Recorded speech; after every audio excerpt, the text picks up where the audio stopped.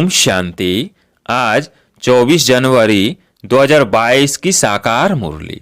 आज बाबा ने कहा, मीठे बच्चे 21 जन्मों के लिए सदा सुखी बनने के लिए इस थोड़े समय में देही अभिमानी बनने की आदत डालो। प्रश्न, दैवी राजधानी स्थापन करने के लिए हर एक को कौन सा शौक होना चाहिए? उत्तर, सर्विस का, ज्ञान रत्नों का दान कैसे करें, यह शौक रखो। तुम्हारी यह मिशन है पतितों को पावन बनाने की, इसलिए बच्चों को राजाई की वृद्धि करने के लिए खूब सर्विस करनी है। जहां भी मेले आदि लगते हैं, लोग स्नान करने जाते हैं, वहां पर्चे छपाकर बांटने हैं, ढिंढोरा पिटवाना है। गीत है, तुम्हें पाकर हमने जहान पा लिया है। ओम शांति। निराकार शिव बाबा बैठकर बच्चों को समझाते हैं कि बच्चे देही अभिमानी भव, अपने को आत्मा समझो और बाप को याद करो। हम आत्मा हैं, हमको बाप पढ़ाते हैं। बाबा ने समझाया है, संस्कार सब आत्मा में ही रहते हैं। जब माया रावण का राज्य होता है अथवा भक्ति मार्ग शुरू होता है तो देह अभिमानी बन जाते हैं। फिर जब भक्ति मार्ग का अंत होता है तो बाप आकर बच्चों को कहते हैं, अभी देही अभिमानी बनो। तुमने जो जब तब दान पुण्य आदि किए हैं उनसे कुछ भी फायदा नहीं मिला। 5 विकार तुम्हारे में प्रवेश होने से तुम देह अभिमानी बन पड़े हो। रावण ही तुमको देह अभिमानी बनाते हैं। वास्तव में असुल तुम देही अभिमानी थे।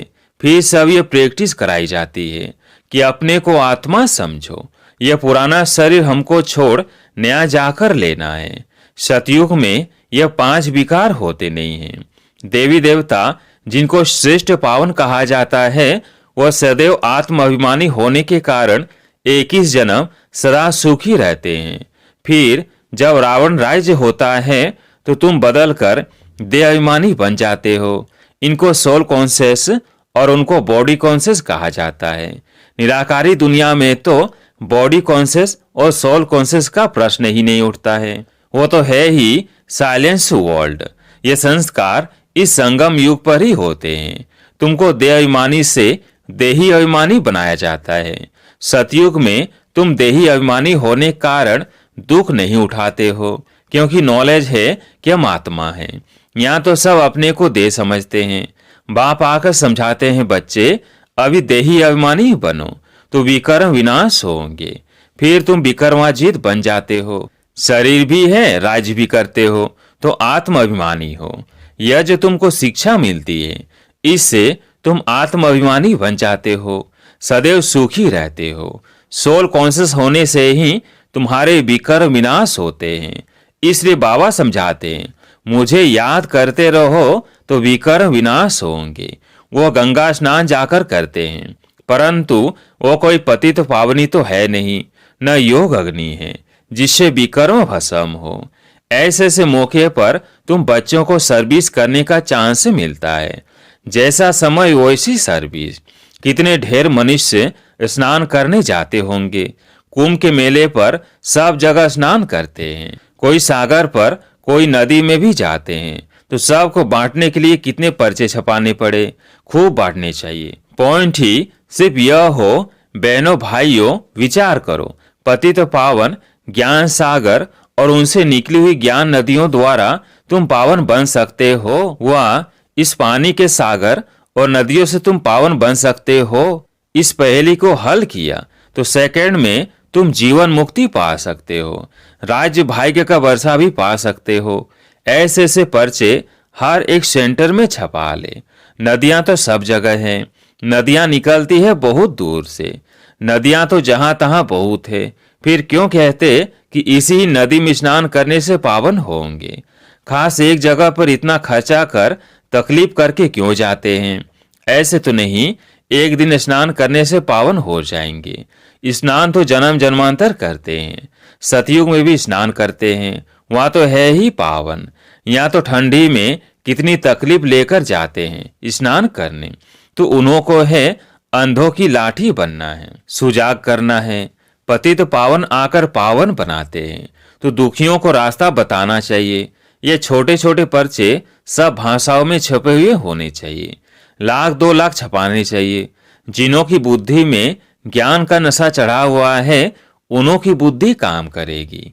यह चित्र 2 से 3 लाख सभी भाषाओं में होने चाहिए।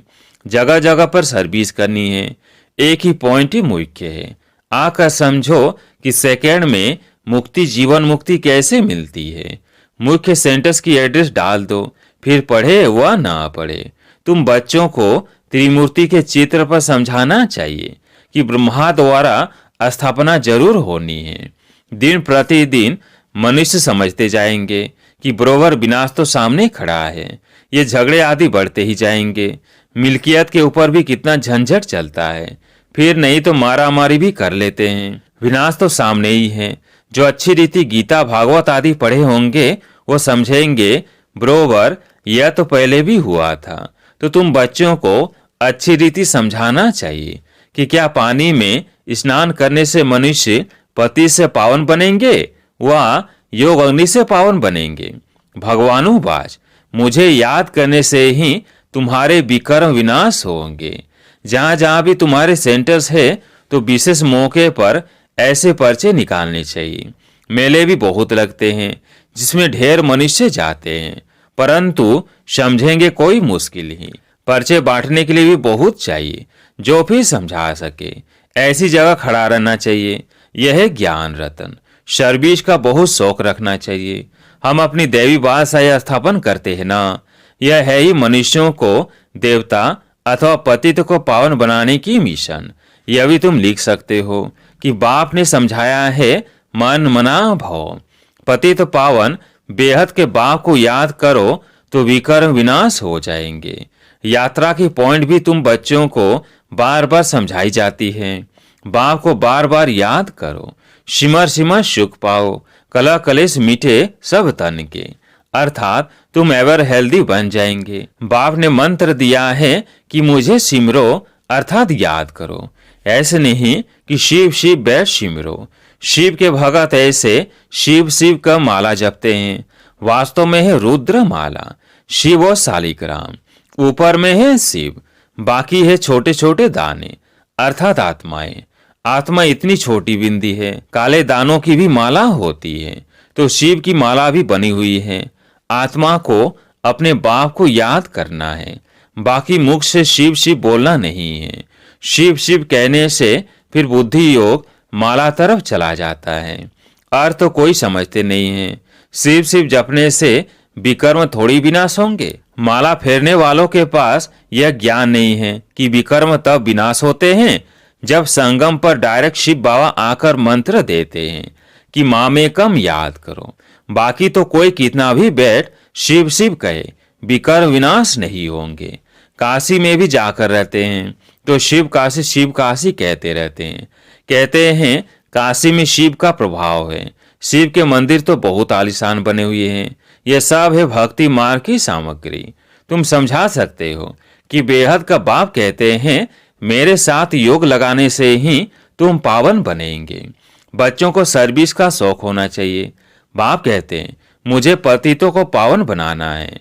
तुम बच्चे भी पावन बनाने की सर्विस करो। पर्चे ले जाकर समझाओ, बोलो इनको अच्छी रीति पढ़ो। मौत तो सामने खड़ा है, यह दुखधाम है। अब ज्ञान स्नान एक ही बार करने से सेकंड में जीवन मुक्ति मिलती है। फिर नदियों में स्नान करने भटकने की क्या दरकार है। हमको सेकंड में जीवन मुक्ति मिलती है, तब ढिंढोरा पिटवाते हैं। नहीं तो कोई थोड़ी ऐसे पर्चे छपवा सकते हैं। बच्चों को सर्विस का बहुत शौक होना चाहिए। पहलियां भी जो बनवाई है वो सर्विस के लिए है। बहुत है जिनको सर्विस का शौक नहीं है। ध्यान में ही नहीं आता है कि कैसे सर्विस करे। इसमें बड़ी अच्छी चमत्कारी बुद्धि चाहिए। जिनके पैरों में देह अभिमान की कड़ियां अर्थात जंजीरें पड़ी है तो देही अभिमानी बन नहीं सकते हैं। समझा जाता है यह क्या जाकर पद पाएंगे। तरस पड़ता है। सब सेंटर्स में देखा जाता है कौन कौन पुरुषार्थ में तीखे जा रहे हैं। कोई तो आग के फूल भी हैं, कोई गुलाब के फूल भी हैं। हम फलाने फूल हैं। हम बाबा की सर्विस नहीं करते तो समझना चाहिए हम आग के फूल जाकर बनेंगे। बाप तो बहुत अच्छी रीति समझा रहे हैं। तुम हीरे जैसा बनने के पुरुषार्थ कर रहे हो। कोई तो सच्चा हीरा है, कोई काले झुंझार भी है। हर एक को अपना ख्याल करना चाहिए। हमको हीरे जैसा बनना है। अपने से पूछना है, हम हीरे जैसा बने हैं? अच्छा, मीठे मीठे सिकिलधे बच्चों प्रति माता पिता बाप दादा का याद प्यार और गुड मॉर्निंग। रूहानी बाप की रूहानी बच्चों को नमस्ते। हम रूहानी बच्चों की रूहानी बाप दादा को याद प्यार गुड मॉर्निंग नमस्ते नमस्ते। धारणा के लिए मुख्य सार। पहला पॉइंट, देह अभिमान की कड़ियां काट देही अभिमानी बनना है। सोल कॉन्शियस होने का संस्कार डालना है। दूसरा पॉइंट, सर्विस का बहुत शौक रखना है। बाप समान पति से पावन बनाने की सेवा करनी है। सच्चा हीरा बनना है। आज प्यारे मीठे बाबा का वरदान, कर्म करते हुए न्यारी और प्यारी अवस्था में रह हल्केपन की अनुभूति करने वाले कर्मातीत भवो। कर्म करते हुए न्यारी और प्यारी अवस्था में रह हल्केपन की अनुभूति करने वाले कर्मातीत भवो। कर्मातीत अर्थात न्यारा और प्यारा। कर्म किया और करने के बाद ऐसा अनुभव हो जैसे कुछ किया ही नहीं, कराने वाले ने करा लिया। ऐसी स्थिति का अनुभव करने से सदा हल्कापन रहेगा। कर्म करते तन का भी हल्कापन, मन की स्थिति में भी हल्कापन। जितना ही कार्य बढ़ता जाए उतना हल्कापन भी बढ़ता जाए। कर्म अपनी तरफ आकर्षित न करे। मालिक होकर कर्मेंद्रियों से कर्म कराना और संकल्प में भी हल्केपन का अनुभव करना, यही कर्मातीत बनना है। आज का स्लोगन, सर्व प्राप्तियों से सदा संपन्न रहो तो सदा हर्षित, सदा सुखी और खुश नसीब बन जाएंगे। सर्व प्राप्तियों से सदा संपन्न रहो तो सदा हर्षित, सदा सुखी और खुश नसीब बन जाएंगे। अब सुनते हैं मातेश्वरी जी के अनमोल महावाक्य। हेडलाइन, किस्मत बनाने वाला परमात्मा, किस्मत बिगाड़ने वाला खुद मनुष्य है। अब यह तो हम जानते हैं कि मनुष्य आत्मा की किस्मत बनाने वाला कौन है और किस्मत बिगाड़ने वाला कौन है। हम ऐसे नहीं कहेंगे कि किस्मत बनाने वाला बिगाड़ने वाला वही परमात्मा है। बाकी यह जरूर है कि किस्मत को बनाने वाला परमात्मा है और किस्मत को बिगाड़ने वाला खुद मनुष्य है। अब यह किस्मत बने कैसे और फिर गिरे कैसे, इस पर समझाया जाता है। मनुष्य जब अपने को जानते हैं और पवित्र बनते हैं तो फिर से वो बिगड़ी हुई तकदीर को बना लेते हैं। अब जब हम बिगड़ी हुई तकदीर कहते हैं तो इससे साबित है कोई समय अपनी तकदीर बनी हुई थी जो फिर बिगड़ गई है। अब वही फिर बिगड़ी तकदीर को परमात्मा खुद आकर बनाते हैं। अब कोई कहे परमात्मा खुद तो निराकार है, वो तकदीर को कैसे बनाएगा? इस पर समझाया जाता है निराकार परमात्मा कैसे अपने साकार ब्रह्मा तन द्वारा अविनाशी नॉलेज द्वारा हमारी बिगड़ी हुई तकदीर को बनाते हैं। अब यह नॉलेज देना परमात्मा का काम है। बाकी मनुष्य आत्माएं एक दो की तकदीर को नहीं जगा सकती हैं। तकदीर को जगाने वाला एक ही परमात्मा है, तभी तो उन्हों का यादगार मंदिर कायम है। अच्छा, लवलीन स्थिति का अनुभव करो। जिस समय जिस संबंध की आवश्यकता हो उसी संबंध से भगवान को अपना बना लो। दिल से कहो मेरा बाबा और बाबा कहे मेरे बच्चे। इसी स्नेह के सागर में समा जाओ। यह स्नेह छत्र छाया का काम करता है, इसके अंदर माया आ नहीं सकती। अच्छा, ओम शांति।